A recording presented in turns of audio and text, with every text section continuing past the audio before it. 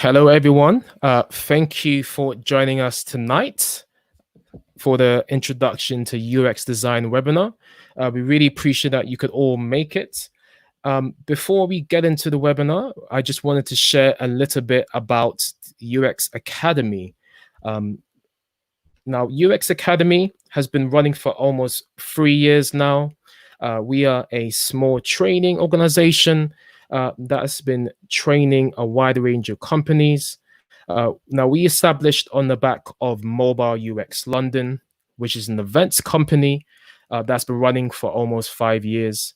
Now, Mobile UX London has been delivering the best practice in UX design and products for about 5 years or so. So on the back of that, UX Academy was born because we had a desire, and there was also demands to train students in UX design and in product in small personal groups with practical sessions and practical training. Now, shortly, I'm going to introduce some of the teachers involved in UX Academy. All right. Now, we are a standalone company. And what makes UX Academy so great? What makes UX Academy so great? Now, first of all, you do engage in real life client projects. Okay. So you're going to be working in teams, working on your portfolio as the weeks go by. Okay. Another great thing about UX Academy is that small class settings. So you would never be in a class group which is more than 15 people. So we like to keep the numbers as small as possible so we can deliver the best quality as possible. Now, our courses ran from 6 to 8 weeks. Now, that's our courses ranging from conversational design, product design, and beginners course. But today we're going to be talking about the beginners UX design course. Now, that runs for 8 weeks, okay? And that's only one evening a week. And what makes us popular is that you're able to run the courses around your full-time schedules, whether you work full-time or you study full-time, etc., etc. Now, another great thing about UX Academy is the experienced teachers. We have 2 fantastic teachers. We got Julia and Stratus. They're an amazing bunch to work with. They're just waving to the camera right now. And teachers, just for the record. Yeah, 2 amazing teachers, Stratus and Julia. So Stratus is currently the lead UX. The UX lead at Conde Nast with over 7+ years experience. And we also have Julia, who also has 7+ years of experience in UX design, who has been working at the likes of Net-a-Port Group and Mailjet. Okay, so you're going to see them shortly while I just wrap this part of the webinar up. Okay, now, what makes UX Academy also great is the great feedback. But before I get into that, who can get involved in UX Academy? Now, whether you're a newcomer, if you're brand new to UX, you have no idea what UX is, this is for you, okay? If you're a software developer, if you're a freelance designer, a visual designer, a product manager, this is for you. This is absolutely for you. Anyone is welcome at UX Academy. Now, we do train companies from a wide range of sizes, from small startups to large, well-known organizations. We've had trainers, we've had teachers from companies such as Vodafone, Sainsbury's, Canon, Justy, Amazon, Deloitte. The list goes on. I'm sure you can see a lot of recognizable brands out there. Okay. Now, we also get some great feedback, as you can see on the screen. We recently had 24 students graduate from our beginners course this year, and look at some of the feedback they've left. Just some really great feedback. Now, we've been running the course remotely since March, and we still get great feedback. All right.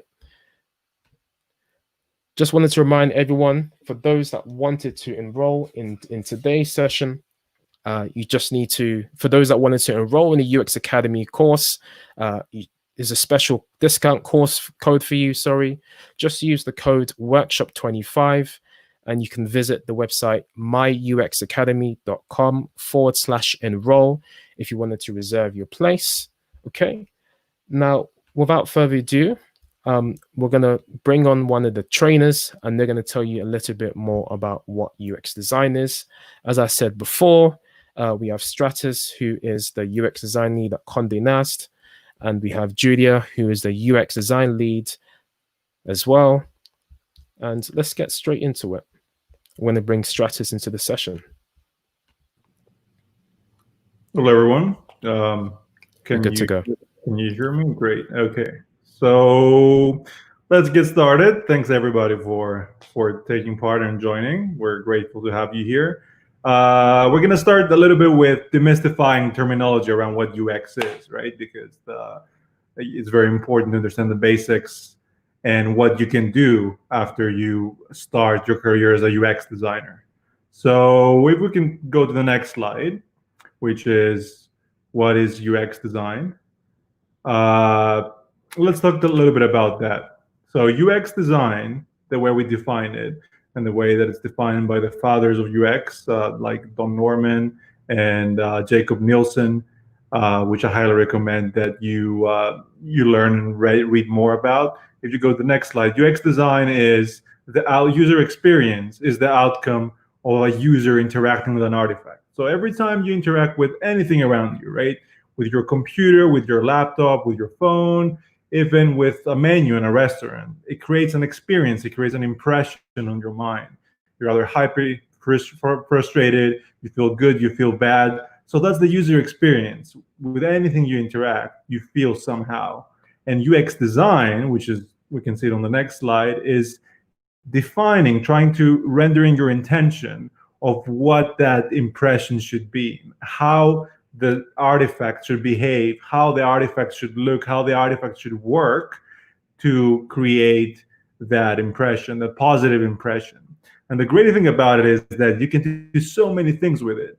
It's based on the human mind, it's based on cognition, how people think and what people need.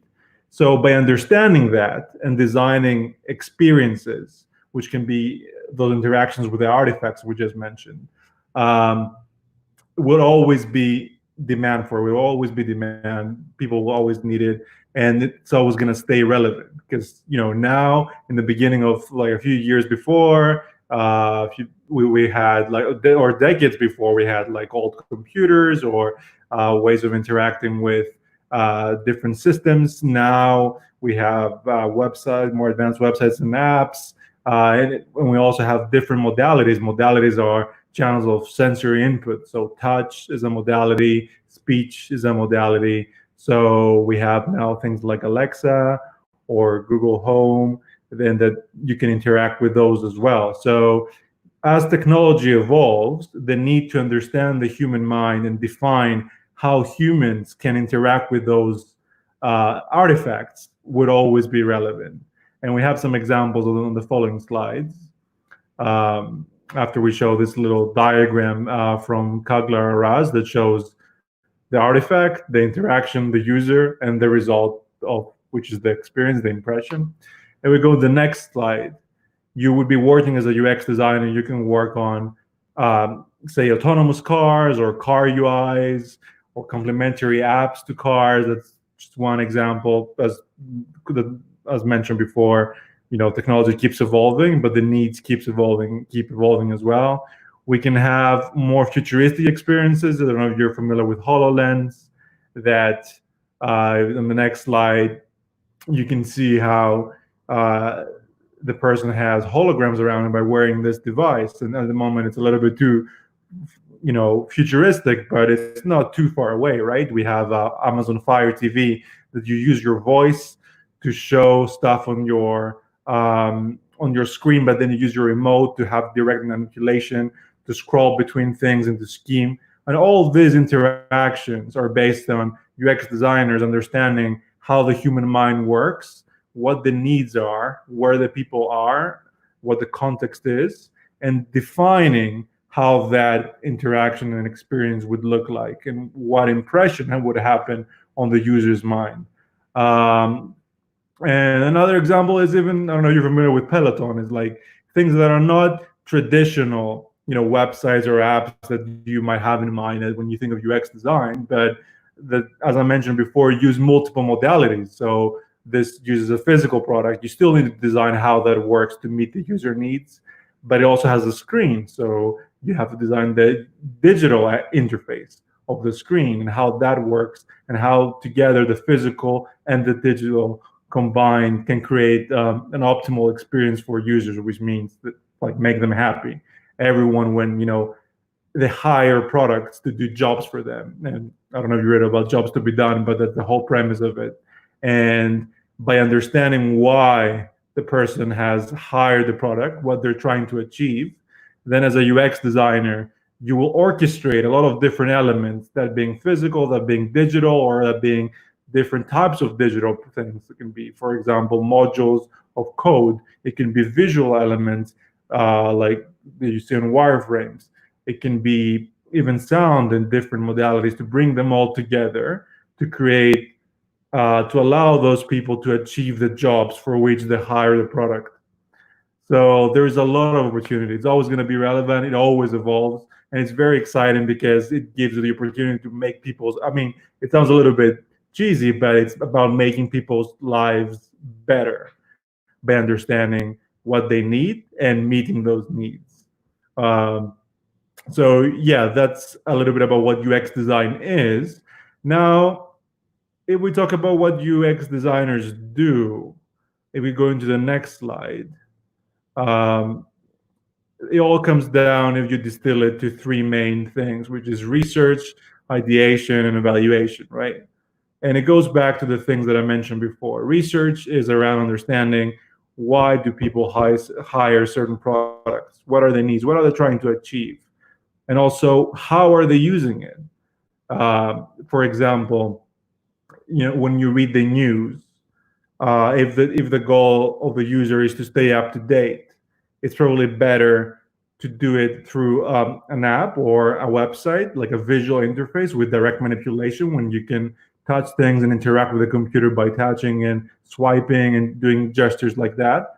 But if you're holding your baby, if you're dressing up to go to work, if you're driving, then probably direct manipulation is not the right way of interacting with. It's not the easiest way, and voice would be a better modality. So in that case, by understanding in what context the user is, you can use all the different tools you have in your arsenal to make the experience better. That could be voice, that can be visual interactions, so on and so forth.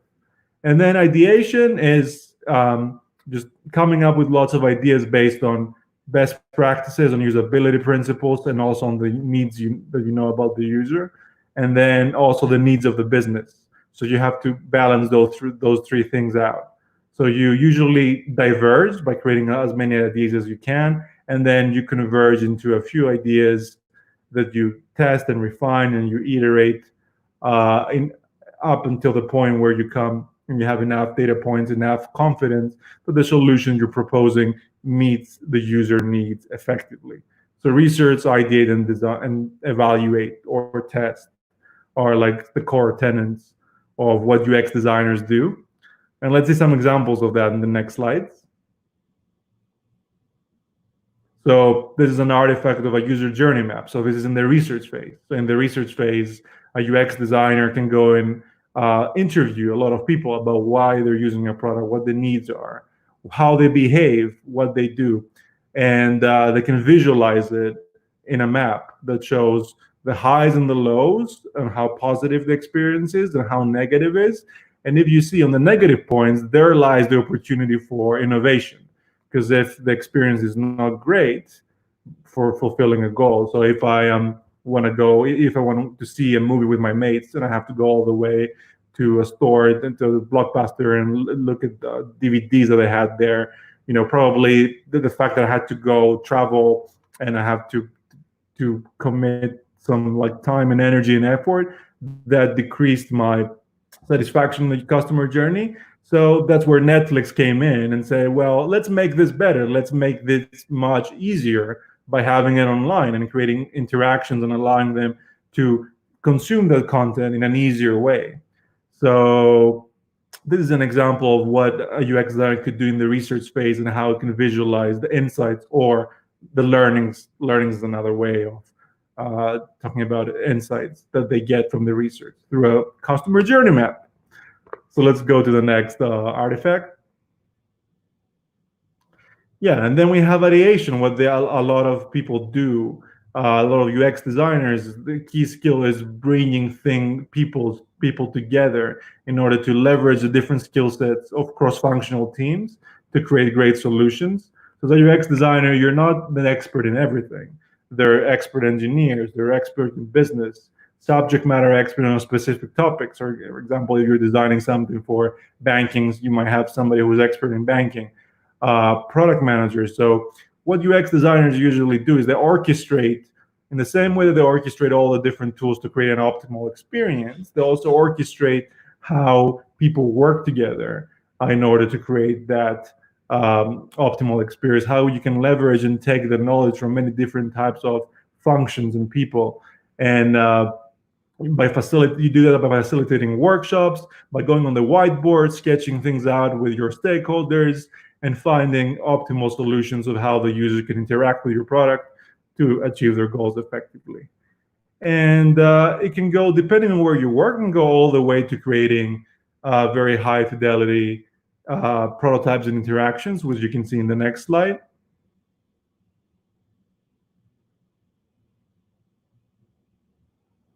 See, this is a very high fidelity loading screen, very inspiring one. Okay, so for some reason this is not loading, which is, it's fine. But what we were planning to show you here was a visual design of a very highly polished app and some interactions on that. But as a recap, yeah, what UX designers do is they understand the user needs, the context, the business needs, and the different functions of the product, and then they apply their experience and behavioral principles, the best practices that they know, and the stuff you're going to learn on this course to create a proposed solution. So ideas don't come out of the blue. They need to be grounded into a lot of research that has happened already on what are the best practices for interaction design, but also on the research you've conducted on your users. So you take the learnings you've done from the research you conducted on your users, you take the best practices that you get from this course, and together you combine them to create an optimal solution for facilitating the user needs. And of course, design is never done. You always keep iterating by testing and evaluating and improving your product. So yeah, as we mentioned, 3 pillars: research, evaluation, and also ideation. And this course is going to provide you with all those things. I'm going to hand you over now to Julia, who's going to talk about that in more detail. Hi, thank you, Stratis.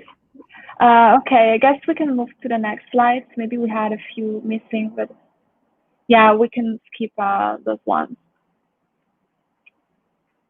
Thank you. Also, next one. Could you go to the next one, please? Thank you. Okay, so what I'm going to talk to you about is your journey with UX Academy. So what we will be teaching you and how the course is structured. So let's see how the 8 weeks are structured in the next slide. So what we're going to do is, of course, we divide the course. So the first 3 weeks will be with Stratis. Then it will move to me, and then back again to Stratis. We go a little bit back and forth. So in the first week, you will see there will be an introduction to UX design. So again, going through the definitions, the terminology, the elements that are part of UX design. So a little bit more theory to get a better understanding of UX. Then on week 2, we will start with a project, with a real life project. And you will be learning about discovery research. So all the different methods that you can use to research user needs, behaviors, attitudes, to then start understanding, defining the solution. Week 3, we usually go through the ideation. So once you did research, you start making sense of all your findings, all the things that you discovered during the research. We will be facilitating workshops with you to guide you to make sense of all these findings and distill important insights that you will be using with the design. Then week 4, we will learn a little bit more about UX mapping, so customer journeys that we've seen before. So how to create a customer journey and how to move from that to a wireframe, so the initial structure of the solution. Then week 5 and week 6, we will be creating a prototype, so an interactive prototype that you will be able to use yourself and also share it with a final user, because what we will be doing is also user testing. So you will create a solution and you will share it with different users and conduct a user test to collect feedbacks and understand what is working and what needs to be improved. And that takes us to week 7, which is all about design iteration. So on week 7, we will see how those feedbacks coming from the usability tests can be translated in design changes that you will do to your solution. And finally, last week with Stratis, you will learn how to structure and present the project to the client, because there is a real client behind the project, and you will have to present your design solution to this client. And also, we will be looking a little bit into the UX life. So career tips, how to create a resume, how to create a portfolio, how to break into the industry.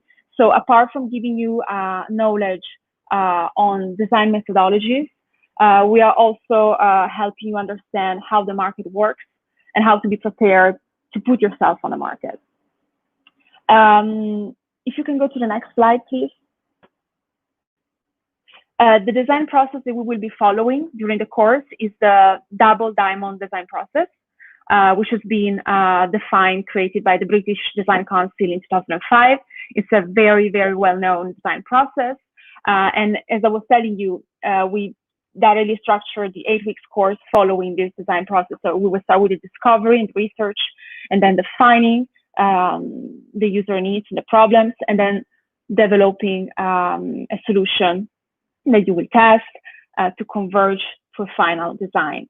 What is very peculiar and important about this kind of process is that it really shows, with its shape, it really shows this diverging and converging process that we have in design. So it's all about creating, having a lot of ideas and then narrowing down by testing and validating. So yeah, this is the design process that we will follow. Let's see what a week looks like in the course. So each week we will have class, of course.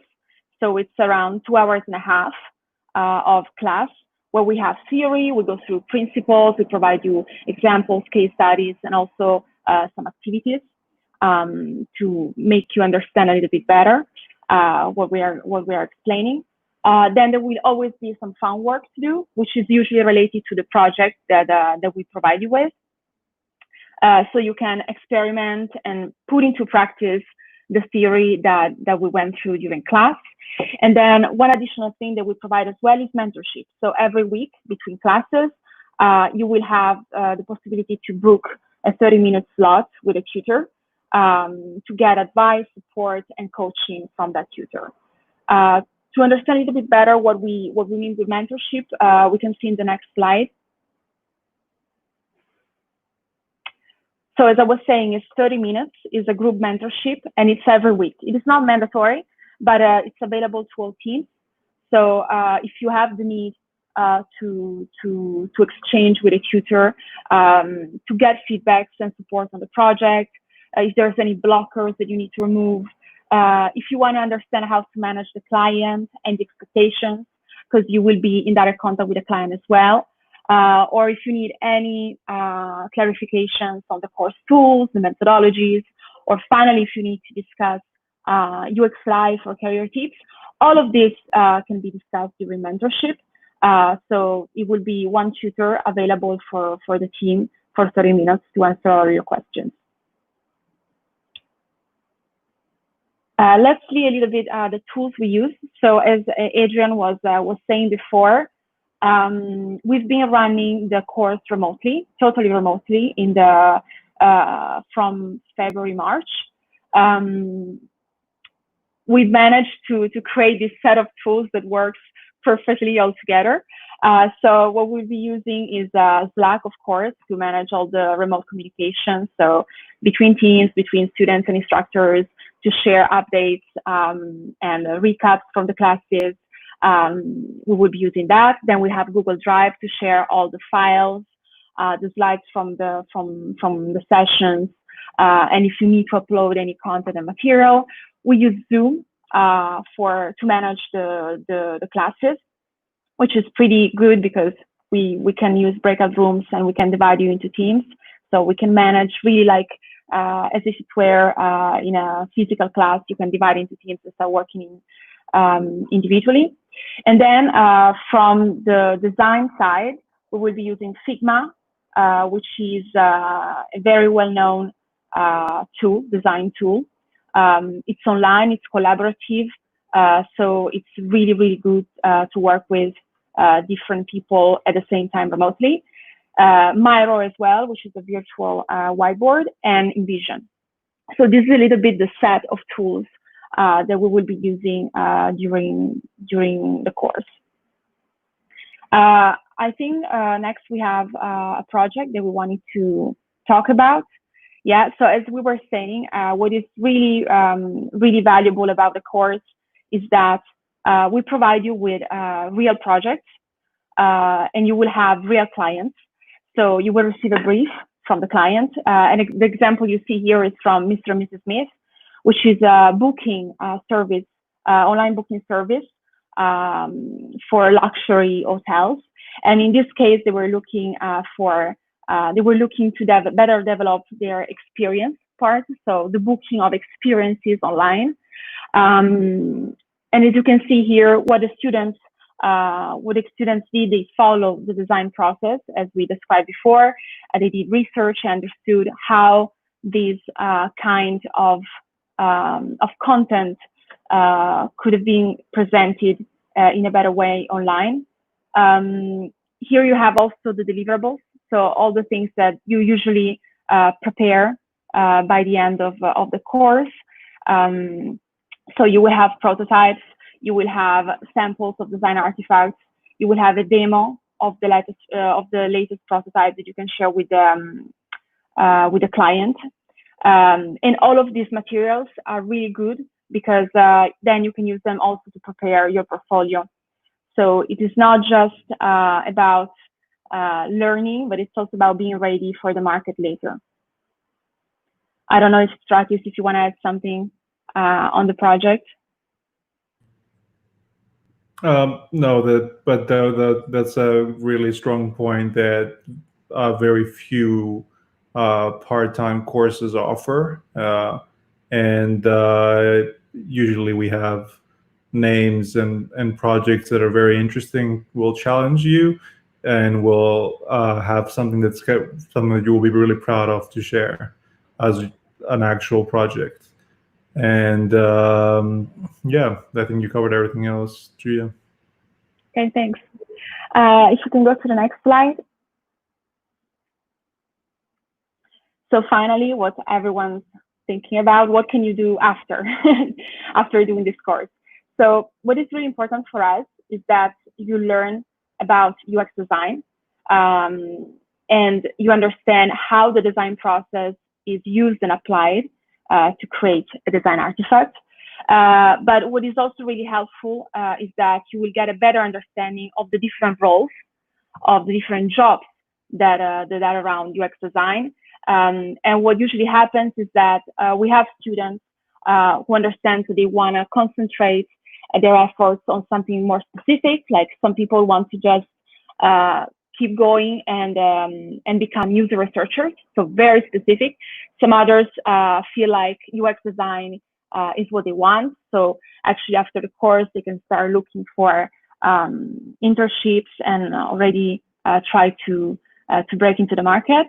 So what is really interesting is that with the course, you can you prepare also for the next step, which might be, okay, I feel like I want to do something more visual. I want to do UI, so I will also take a course on UI or on research. or otherwise I love UX and I'm ready to go for that. I think I finished my part, Adrian. Awesome, awesome. I'd just like to say thank you, Julia, for taking us through that section.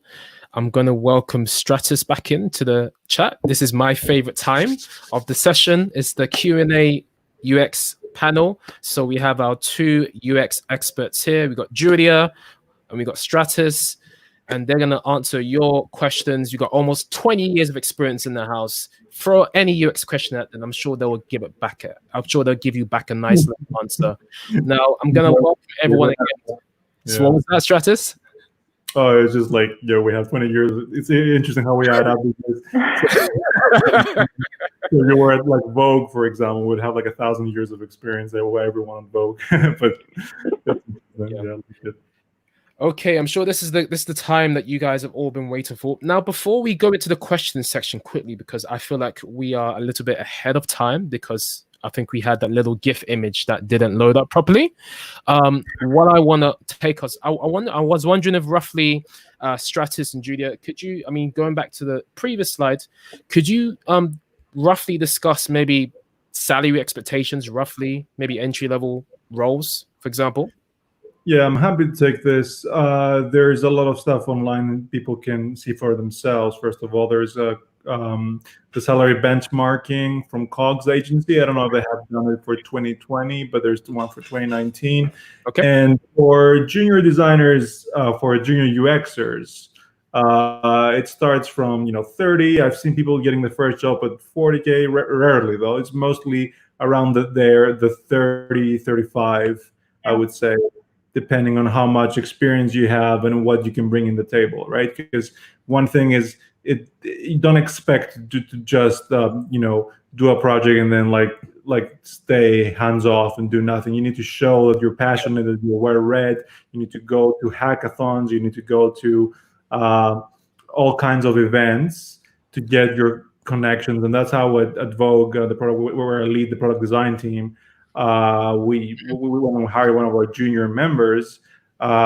He had no years of experience, but he came, he met us, then he was very keen. He showed that the work he had done on his own, and then he started with a very good salary. So don't worry too much about having the years, even though some postings say, oh, we need at least like 1 year or 2 years of experience. It's about what hiring managers like me and Julia, what they want to see is what you can do for the team. Yeah. And if you demonstrate what you can do for the team, then you will be all set. Awesome. What is really important is that you have a portfolio with examples. And this is why in the course we include this project development, because it's that's what we're going to look for. More than how many years experience. I mean, certificates, yes, we do provide a certificate with UX Academy, of course.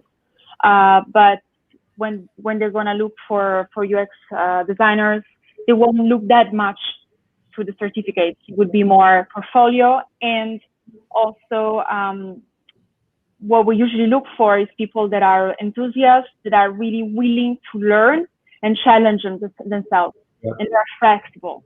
So yeah, there's a lot of soft skills that sometimes go unnoticed, but it's what a manager usually looks for. Yeah. So this course will provide you with all what you need in terms of the theory, the practice, the experience of having a real client. Because one of the questions, yes, the projects are gonna be for a real client. So there is also a chance that they might implement and build what you design for them. So it's going to equip you with all those things, and then it will be up to you to use your passion and your energy to take it to the next level and demonstrate to hiring managers like me and Julia or other people that are out there in many different companies that you can bring value to their company through your character of working well with others, and also through your capabilities in the field of UX. Excellent. Yeah. And of course, we learn to work in a team, which is one of the most important skills for a designer. So the fact that we will divide you into teams and you will have to cooperate with other people to achieve a final goal, that's also very valuable because you get a better understanding of everyday life for a UX designer. It's all about collaboration. Yeah. So to answer the question, will UX Academy students get the chance to do proper user research? Yes, of course. It's one of the most important things that you will do as a UX designer.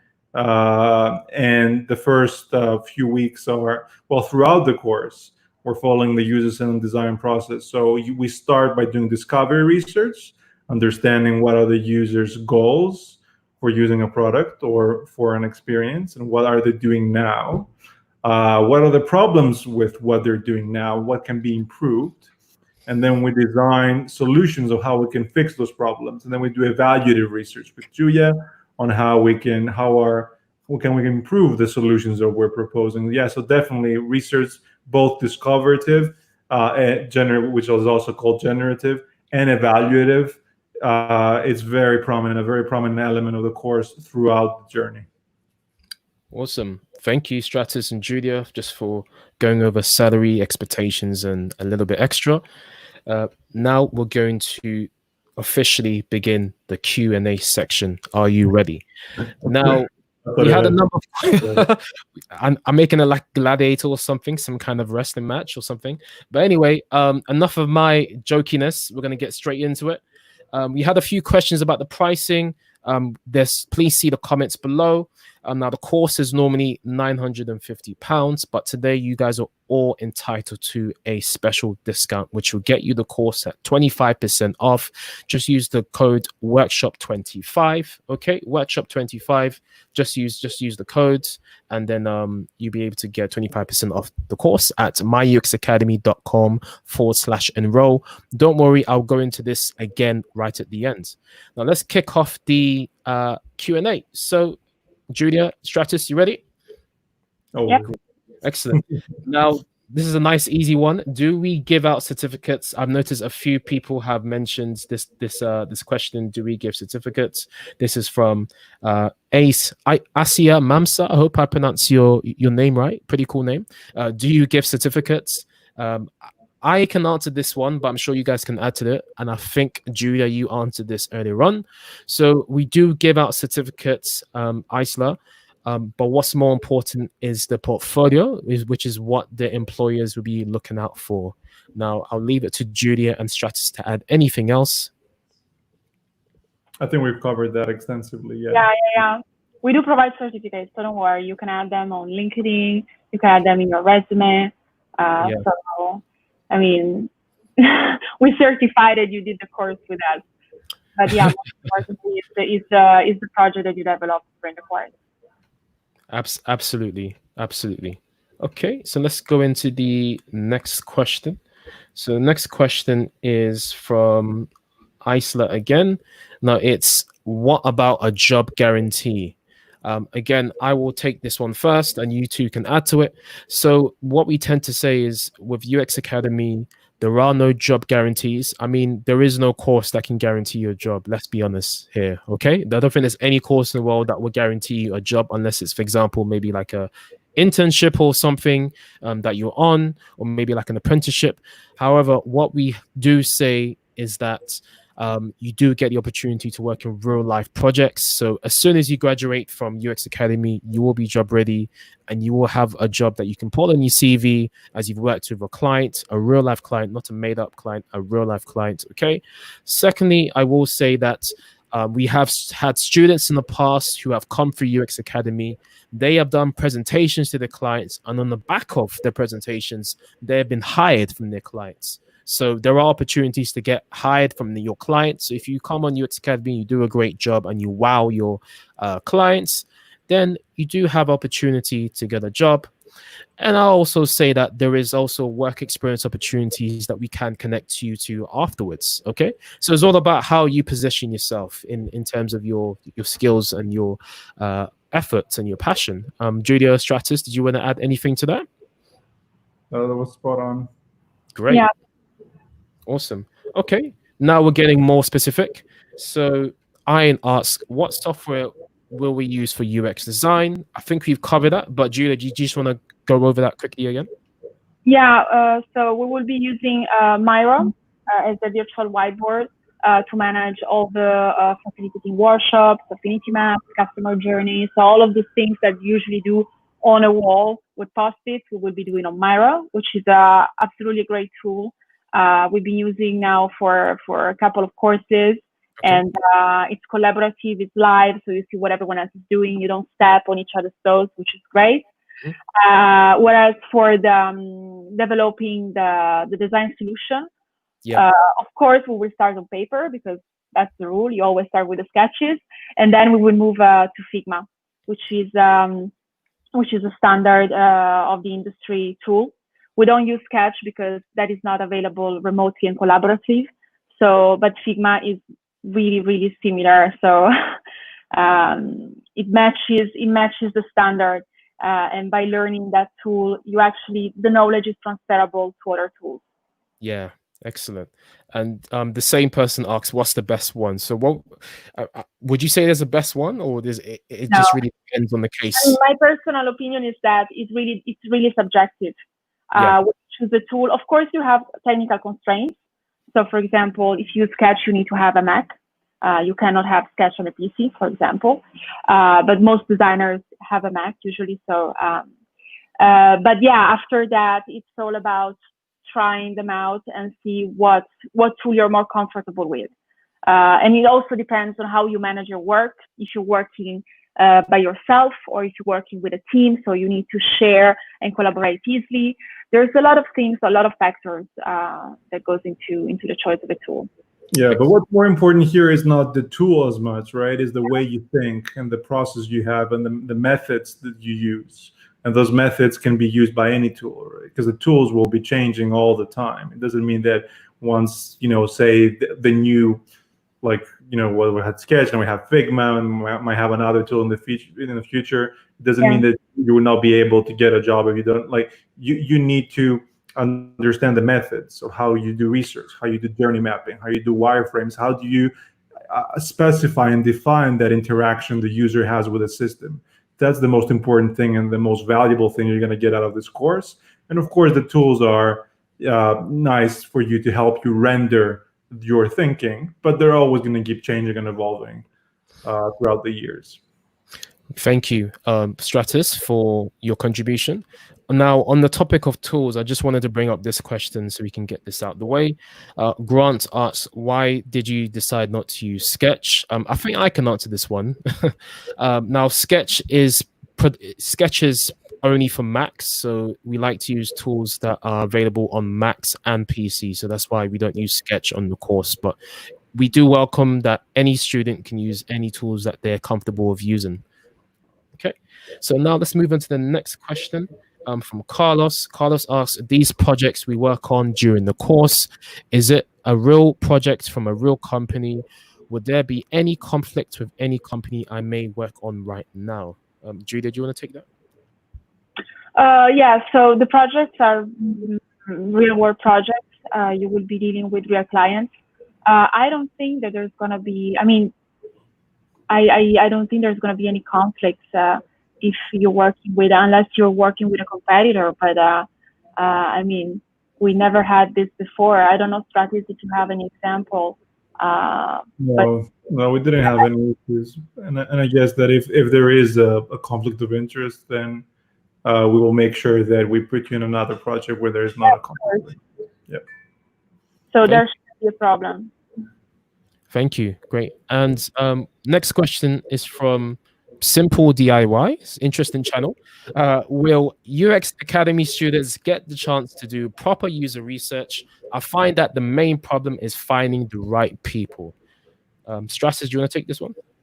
Well, we make sure that the clients that we pick have a user base that is very easy to find people for. So for example, we're not going to get a client that creates super personalized equipment for say space travel, right? So that would be very hard to find users for that. We're not going to do that. We can use, like, for example, I work at Vogue. We Mr. and Mrs. Smith was one of the clients. So Mr. and Mrs. Smith, it's easier to find customers because It's a popular traveling website now with COVID, obviously, I don't know. But we always try to find clients that have users that you can easily find from your wider circle. And that usually solves the problem. So you're not going to have any issues with that. Excellent. Thank you. And moving on to the next one. He also asked, what are the common struggles previous students went through in the courses that we've been doing? I don't know if you can quickly go into that question. I'm thinking. All of our students were so euphoric. They were like, had reached maximum levels of happiness and euphoria that they had no struggles. One thing is the technical side of it. Sorry, Gia, there was a bit of lag. Do you want to go? Go ahead. It was the technical side of it, of like sometimes they had connectivity issues with their internet now that we went remote. So that was one thing that people struggled. In terms of the actual content, it just varied on the background of each person. So, some people were very good at research, others were very good at design, but we always try to have teams that have a mix of different backgrounds so that each team member can help each other grow on areas that might not be as comfortable as the other team members. Thank you very much, Stratus. And on to the next question. Now we've got a question from Natalia, and then she asks, does the course cover any specifics on UI design if we're more interested in visual interactive design? Stratus, maybe you can take that as well. I think, Julia, do you want to take this one because you're covering Julia, yeah. No, we don't go into UI specifically. We do UX, so we look into interaction design, of course, interaction design principles, and the students will develop an interactive prototype. But we don't look into the visual aspect of it because it is not part of UX designer role. It's more the UI designer role that goes into that. Yeah, but we do go into in terms of like, we don't go in terms of visual, in terms of how beautiful it is. We're not teaching you how to make things beautiful, but obviously if you define visual as rendering it in a visual way, like a wireframe, yes, we have a wireframe. Yeah. There's a distinction to make, of course, between wireframes and final mockup. We don't expect students to create a final mockup, but of course, if they want to do it, we support them and we provide them all the feedback they need to develop the final solution. Thank you, Julia. We're more interested in like how things work rather than how they look. Obviously, some teams in the past have taken it further, as Julia said, and we also have some expertise on that, and we have other experts in the Global UX Academy broader team. So if somebody's interested in that, we can help you and give you tips on how you can do it. But UX is about how things work rather than how they look in terms of beauty and design language. Thank you very much, Stratus. Now, guys, we're going to move on to just a few more questions here before we start to wrap up. If you have any more questions, you feel free to get in touch with me, Adrian at myuxacademy.com. Now, moving to the next question. We've got a question from Wen Keng, and she asks, what sort of work should I produce to start my journey as a content digital strategist? Anybody want to take that? Well, maybe I think what she means is more kind of as a content designer. Okay. Well, this course is focusing more on the interaction design part, not on the content strategy. Although you will get some tools around, discovery research, evaluative research. You might touch a little bit on the content side as well, but we're not teaching best practices for content. So if you're just focusing, if content design or content strategy is a direction you want to go towards maybe this is not the right course for you. Okay, thank Yeah. you, Stratus. We're just going to move on quickly. This is a popular question about Adobe XD. It's been popping up in the chat, so I thought we'll answer this one. Is Figma and Miro the main software UX designers use? Is Adobe XD used at all? What's your take on that? Well, if I can answer to that, yes, of course, Adobe XD is used, but again, they're very similar tools. So if you learn how to use one, most of the knowledge is transferable. The choice of the tool really depends on many things, on the team. So it's not that important. I mean, Figma is pretty much used more and more, especially because it's a collaborative, everything is accessible online. Miro as well is pretty much used. But then what Stratis was saying before is that don't get attached too much to the tools. One soft skill that you need to develop as a UX designer is flexibility and be able to adapt to any situation. It might happen you end up in a team where they use a specific tool and you have to learn to use that, and then you change job, you go to another team and they use a different tool again. So it's adaptation is really one of the most important things. Yeah, and as we mentioned in the beginning, it's about orchestrating all the different elements you have on your arsenal to create great experiences. Now it's screens, computers, phones. In the future, or even in the present, they're like cars. But in the future, when you might design for self-driving cars and AI, and how you can combine different parts of AI. So it's about understanding the mindset and the methods rather than the tool. Because even in the voice course, for example, the traditional tools Figma and Sketch cannot do voice. So for the voice course, we have another prototyping tool that's related to voice. So those things, because UX is always going to stay relevant as there's new and evolving technology, we're going to keep having new tools all the time. So be prepared to learn new tools as you move forward in your career, but feel reassured that you're always going to have a job that's relevant.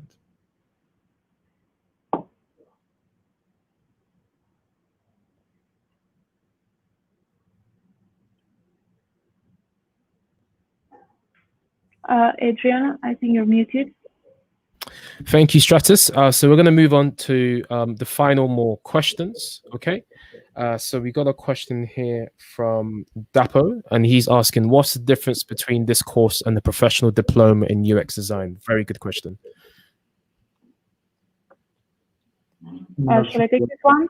Professional diploma is in UX design. I mean, there are many different diplomas offered from many different institutions. So there's no difference. I would say it depends on it depends on the needs. I mean, this course specifically is accessible also to people who have another job, because the classes are during the evening.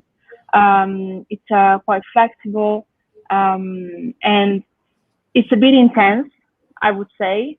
But I mean, it's just 8 weeks.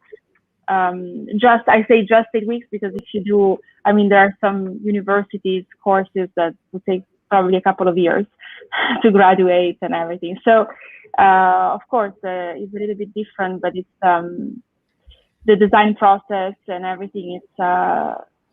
Everything is the same. It's very much hands-on, like every design course. You practice a lot and you work on a real project. So. Thank you, Julia. 2 more questions and we're out of here. We got one from Ria. She's asking, what advice would you give to someone switching careers? This is another trending topic. I mean, comment.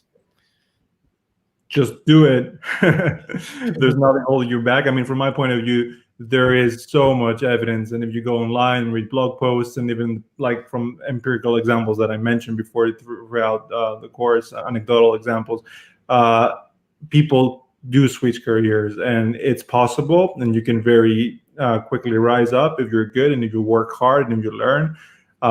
So there's UX. One of the great things is that you have people from so many different disciplines. You have people from anthropology, from architecture, from marketing, from graphic design, from business.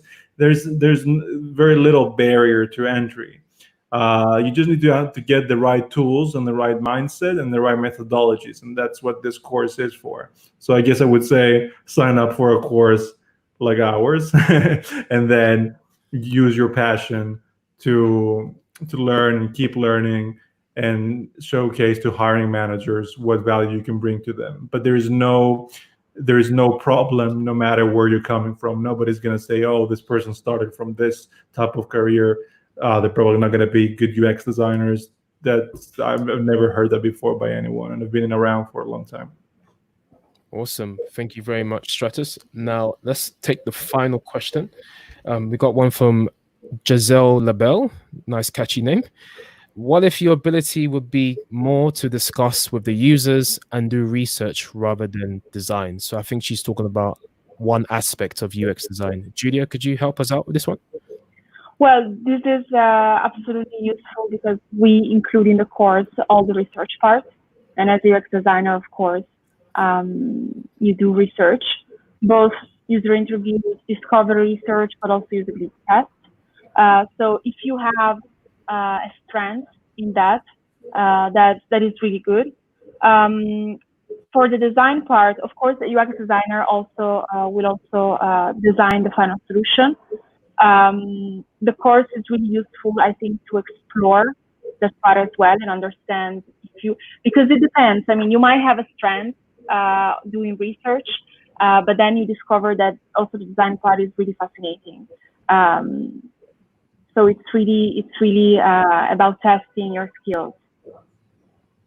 Thank you. So that brings the Q&A section to the end. I want to thank everyone for submitting the question. If you still had some more questions, feel free to get in touch with me, adrian@myuxacademy.com. I'm just going to close up with a little bit more information about UX Academy. Feel free to reach out to us as well on the website. Now, in terms of UX Academy, why UX Academy? I'm going to recap. So we have 8 weeks live lectures with interactive exercises. So this is a very practical course. As you can see in the image below, you can see an example of Zoom, real life Zoom session of students from a beginner's course. They have all graduated and some of them have even started working jobs. That's how great we are. Okay. Now it's one evening a week. Okay, ladies and gentlemen. So we did see some comments in the chat asking if people could do this around their full-time jobs, etc., etc. This is very flexible. So this course is going to run one Monday evening a week for 8 weeks from July 27th. Please get it down in your calendars. Okay. So you can do it around whatever you got going. So what we'll say is you attend the evening lesson, which is going to run on Monday evenings. And then what we'll suggest is leave an extra evening during the week outside the lesson for working on the fun work. And then you'll have a weekly mentorship, which will be a 30-minute slot during the week at your time of convenience. Okay. Now, pandemic proof. This course has been proven to be pandemic proof. This has been running successfully since March. We've now had 24 beginner students graduate with us professionally with a portfolio, and they're now job ready to go into the big bad world of UX design. Weekly mentorship. Once again, our lovely instructor Julia has discussed that earlier on. You will have a weekly mentorship session with her or with Stratus, and they'll be able to give you a bit more of a deeper dive into whatever it is that you need support with, or maybe a specific area in UX design. You get the ability to work in teams, okay, and build essential team building skills for future employment. You're also going to have access to the tutors, the resources, and get unique insights from the course, as well as CV, portfolio, and career support. So we hold your hand throughout the whole course. We don't leave you, once you're, you pretty much finish the course, you'll still get some kind of support. And then finally, you will have post-course work experience and networking opportunities. For example, at our events arm, Mobile UX London, some of our current students are going to have the opportunity to present on UX Festival, which is a 3-day UX design conference. We got sponsors such as Adobe, which is going to be sponsoring the event. So a huge event. We're going to have some of our students presenting on there. So lots of opportunities and career links if you join UX Academy. Okay. Now, we did see a few questions in the chat. Okay, now this is just to clear the air. Now, in order to save your space for the course, you only need to pay £199 today, and that will save your place in the course. And then payment terms can be taken to collect the remaining balance for the course. The normal course amount is £950, but if you apply a 25% discount, I believe that should bring the course price down to £700. So what are you waiting for, guys? myuxacademy.com/enroll, £199. Pay your deposit. If you change your mind before the course starts, we can refund it to you. It's totally fine. So you have time to think about it. Once again, I'd like to thank Stratus and Julia for being great co-hosts, shall I say, and for supporting me in the webinar. For those of you, once again, before I leave you, if you still haven't had questions we've not been able to answer because we're limited in time, please submit your questions, adrian@myuxacademy.com. I've been Adrian Daniels, and you had Julia and Stratus on the show, and hopefully we'll have lots of you on our beginner course starting July 27th. Even if you have no uni qualifications, that won't stop you from getting a UX job. And even if you complete the course, there's still opportunities for you. The course timetable, so the course runs from 6 p.m. to 8:30 p.m. on Monday evenings, okay? And you'll be able to do it around your full-time job or your full-time education. It's live online via Zoom, just to confirm to everybody. And there'll be fun work, there'll be homework, which is optional, and there will be coursework, which is more compulsory, so that you can build a portfolio, present to the client, and finish the course and get that shiny certificate. All right, guys, thank you so much for being with us. Julia, strategy, and hopefully we can see you all soon. Take care. Bye-bye. Bye-bye. Bye.